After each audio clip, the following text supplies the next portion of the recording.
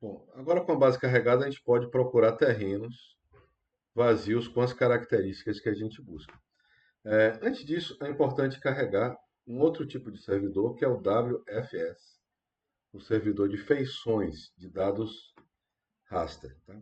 Para isso, a gente vai aqui no nosso site e aqui a gente tem uma página para configuração dos servidores de Salvador. A gente vai fazer o mesmo procedimento, clicar com o botão direito, salvar link como guardar. Em como guardo na primeira pasta, que eu já tinha guardado a outra, e aqui faço o mesmo processo. WFS, clica com o botão direito, carregar conexões, navego até a pasta onde eu deixei minhas conexões.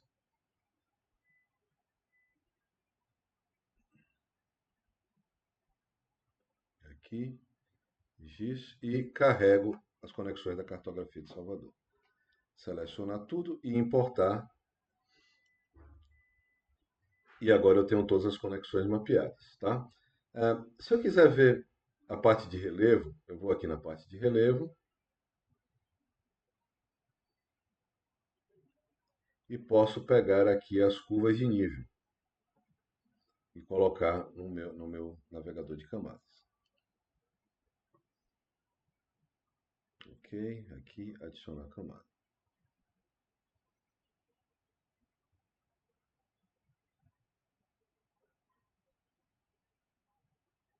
E ele vai carregar as camadas dessas curvas de nível. Embaixo da tela vemos como avança. Navegação, elas estão aqui. Caso tenha alguma instabilidade com esse servidor, fique difícil de trabalhar, existe um outro servidor com os mesmos dados. E a configuração segue passos semelhantes. Aqui são as configurações pelo INDI. Essa aqui embaixo eu vou procurar o arquivo de WFS, clicar com o botão direito e salvar link como. São exatamente os mesmos dados, tá, que são acessados por um outro servidor, e isso pode evitar alguma questão. Eu vou seguir o mesmo processo, vou clicar aqui em WFS, carregando conexões, navegar até a pasta que eu salvei o servidor, a configuração do servidor. É aqui ela, GIS. E eu tenho esse daqui, foi o arquivo que eu salvei. Seleciono todos e importar. Nesse caso é um só. E nesse caso é um pouco diferente a organização. Esse primeiro nó que eu tenho aqui é o servidor do INDI. E esses de baixo são os servidores da prefeitura. Apesar de serem os mesmos dados, a configuração é um pouco diferente. Aqui eu tenho todos os elementos em uma grande lista única. E na configuração do servidor da prefeitura eu tenho ele em ambientes separados. Tá? Caso esse servidor da prefeitura esteja difícil de trabalhar no momento, a gente pode usar esse de cá. Tá? Aqui eu vou procurar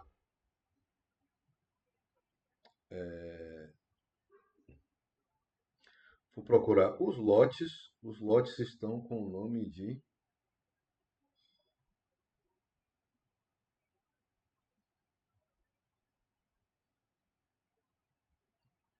árvore, vegetação, CGBE, acesso, estacionamento, vetores, área preliminar, delimitação, espelho d'água, áreas de propriedade particular. Esses daqui são os lotes, a gente pode botar eles também na nossa lista, ok? Os lotes dificultam muito a visualização. Eu posso botar minhas curvas de níveis para cima, para facilitar a visualização delas. Meus lotes para baixo funcionam um pouco melhor na interface, mas mesmo assim, com esses lotes eu não consigo visualizar o, o lote que eu escolhi, as áreas, as informações do mapa de imagens. Eu posso clicar em cima desse nome e vir aqui e procurar por propriedades dele, ou clicar duas vezes nesse íconezinho aqui da representação, que eu vou parar na mesma interface. Essa interface aqui ela pode abrir em qualquer um desses elementos, dependendo do último que você operou. Aqui em simbologia eu consigo botar uma transparência de mais ou menos 50%. Vou aplicar, vou dar um OK, e aqui eu consigo ver as imagens mais ou menos sobrepostas, tá? Nosso objetivo agora é encontrar um terreno com 8 curvas de nível, pelo menos, para a gente seguir para a segunda parte do trabalho. Terreno vazio, pode ser um terreno com alguma casa já construída, e a gente pode procurar no mapa. Você pode desabilitar algumas dessas camadas e procurar um terreno para depois testar, tá? Depois, por exemplo, ligar aqui as curvas de nível e ver se tem curvas de nível nesse trecho aqui desse terreno. Aguarda a completude desse indicador aqui embaixo, para ele baixar todas as curvas de nível. Ok, nesse trecho aqui aparentemente não temos tantas curvas assim.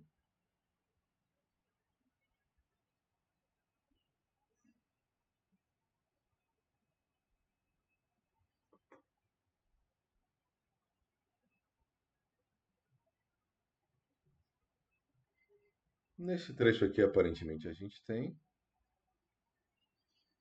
3, 4, 5, 6, 7, 8, 9, 10, 11, 12, 13. Aqui aparentemente a gente tem. Eu vou ligar a minha indicação de lotes. Aqui nesse lote eu tenho, tá? O suficiente para esse estudo. Está aqui um terreno apertado, mas que atende às nossas necessidades. Eu posso começar a buscar informações desse terreno, tá? Como ele está aqui, me parece uma casinha. Ok, pronto. Aqui está. Bom, primeira coisa é pegar um mapa um pouco mais geral que mostra o meu terreno. Eu posso até salvar o meu terreno. O primeiro passo é pegar as informações mais gerais desse terreno. Então, eu vou pegar uma área mais ou menos com essa região, com uma região um pouco maior que a do terreno, tá? Você vai fazer um mapa de entorno, localizar as ruas. Então, para todo esse trabalho, eu vou pegar uma coisa um pouco maior do terreno e vou começar a recortar esse mapa, e salvar ele em outra camada. Para isso, eu preciso da caixa de ferramentas de processamento. Se ela não estiver aparecendo, clique em qualquer lugar da interface e procura. Ela é a primeira opção, ó, com o botão direito, tá? Clique em qualquer lugar desses botões aqui com o botão direito. Pode ser em cima de um botão, pode ser no espaço vazio. Tá aqui, caixa de ferramentas de processamento, tá? É um painel. Se ele tiver desabilitado, isso aqui vai sumir. Se ele tiver habilitado, vai aparecer. Tá aqui ele. Procura aqui pela opção recortar. E eu estou aqui, extrair e recortar pela extensão. Ele está aqui. Ele está em arquivos recentes também, mas porque ele já foi usado recentemente. Aqui, sobreposição de vetor, você vai encontrar, é uma das maneiras de você encontrar esse elemento. Clico duas vezes nesse comando para ativar, garantindo que minha imagem inicial está com a extensão suficiente para a realização do trabalho. Depende um pouco do tamanho do terreno, é um critério de arquitetura para fazer isso, né? De entender o quanto de entorno eu vou precisar mostrar. Para um terreno pequeno, provavelmente um pouco menos. Se eu quiser fazer um mapa de entorno para um terreno que tem uma influência urbana maior, eu posso querer um pouco mais desse mapa. E esse é o critério para a gente escolher o nosso terreno.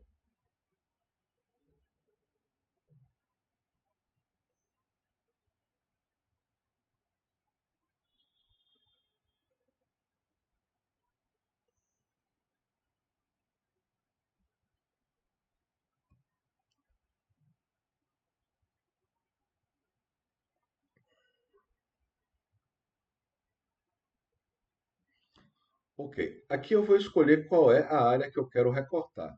Eu vou escolher minha área de curvas de nível, tá? Aqui eu preciso colocar qual é o meu limite, qual é o meu limitador. Clicando aqui, ó, eu vou escolher que ele vai recortar pela área do mapa, pela área de tela, tá?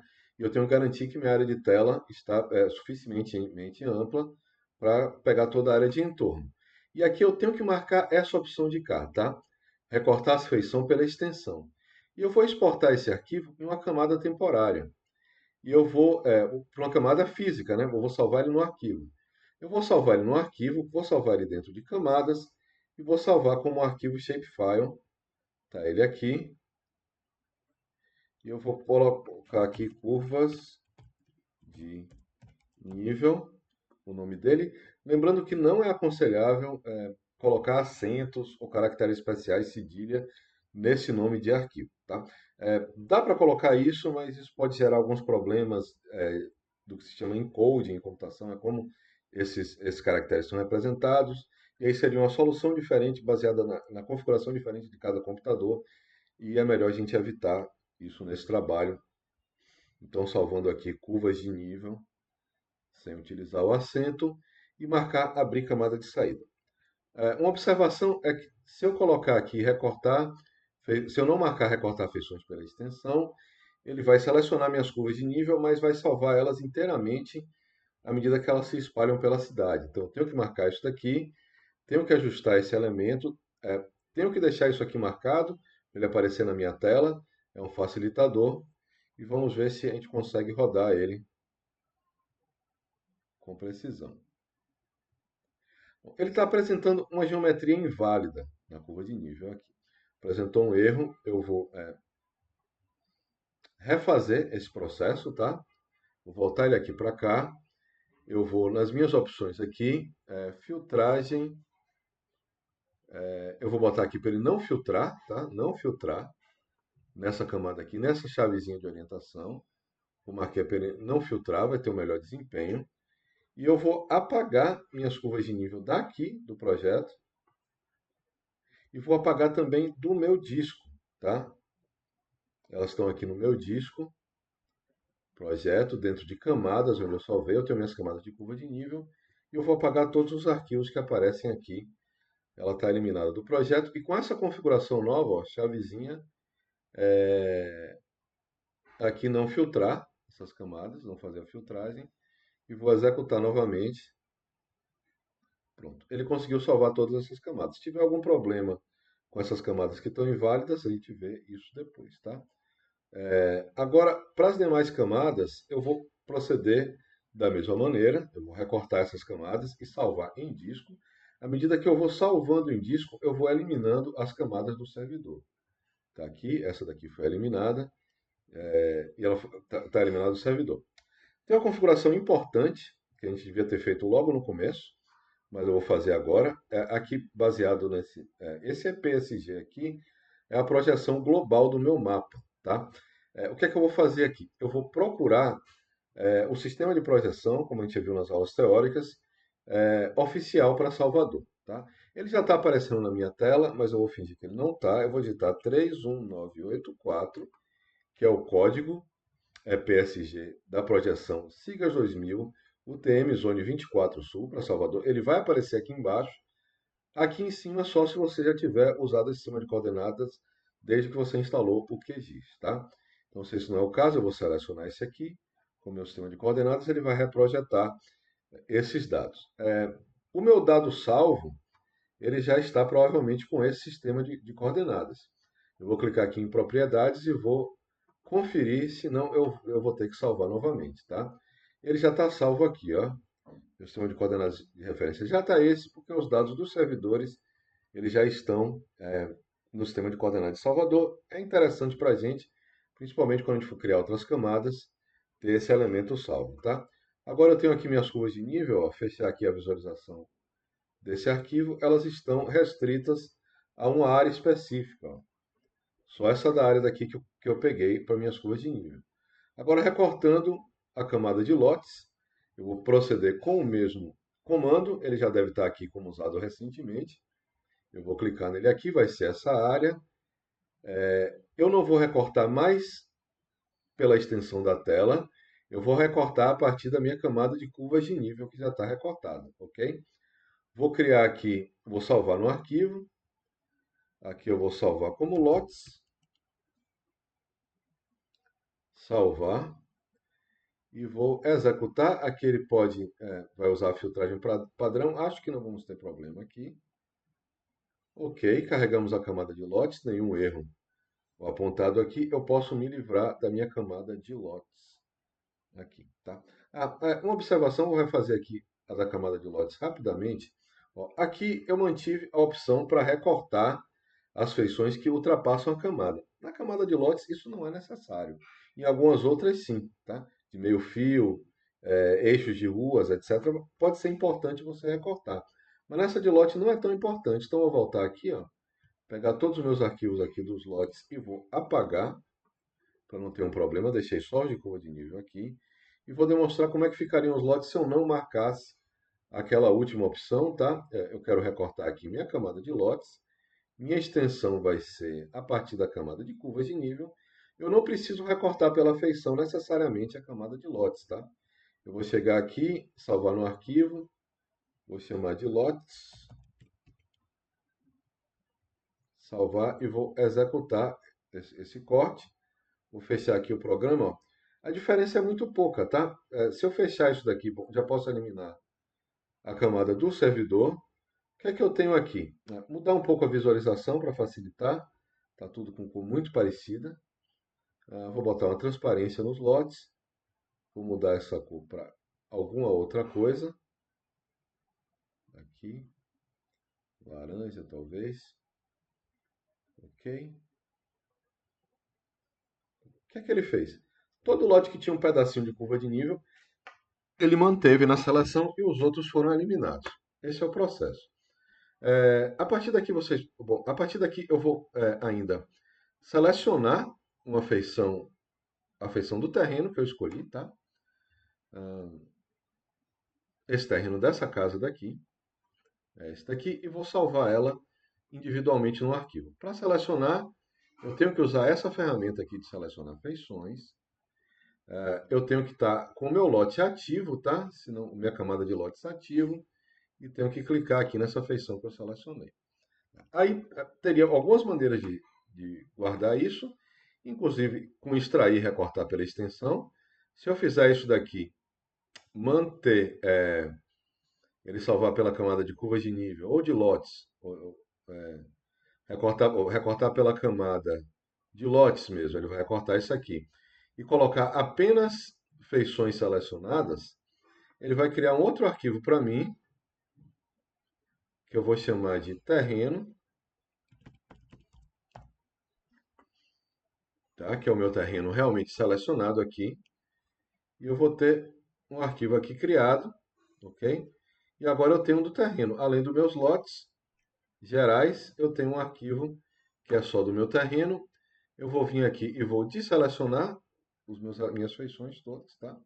Eu tenho aqui o terreno, vamos mudar a cor dele para também uma visualização um pouco melhor. Mais fácil de ver. Eu tenho esse terreno aqui e ele continua aqui embaixo do mesmo jeito, tá? Tem outras maneiras de copiar, mas só para a gente ver, ficar no mesmo comando. Estamos aqui com essa situação. Bom, a partir daqui, o que se faz é procurar os outros elementos em algum dos dois sistemas de site. Nesse aqui um pouco mais organizado da prefeitura, ó, eu vou ter canteiro central, se for o caso, cemitério, delimitação física, depósito geral, espelho d'água, estacionamento, largo, meio fio eu acho interessante, meio fio é só uma linha do meio fio, mas em alguns processos de modelagem 3D é bem interessante. Passeio é bem interessante, postes que nós podemos ter, ó. Se eu puxo minha camada de postes para cá, eu vou ter uma série de pontos